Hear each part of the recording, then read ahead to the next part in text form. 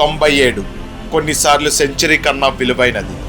ఆ 97కి 100 కన్నా విలువెందుకు వచ్చిందంటే ఆ 97 రన్లలో ఒక్క రన్ కూడా తన కోసం ఆడినది కాదు, టీం గెలుపు కోసం ఆడినదే. చివరి ఓవర్లో తన మొదటి ఐపీఎల్ సెంచరీ చేసే అవకాశం వచ్చినా కూడా సింగిల్ తీయొద్దు, టీం కోసమే ఆడమని చెప్పాడు. ఇది కదా నాయకుడికి ఉండాల్సిన మొదటి లక్షణం. ఇది కదా టీంని నడిపించే విధానం. దేశమంతా సెంచరీ చేయలేదని బాధపడుతుంటే టీం కోసం సెంచరీని కూడా లెక్క చేయలేదని నేను గర్వపడుతున్నా.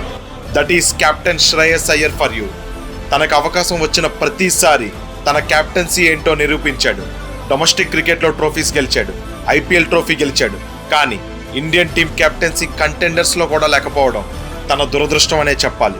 నిన్న అతను ఆడిన ఇన్నింగ్స్ వేరే లెవెల్ అసలు.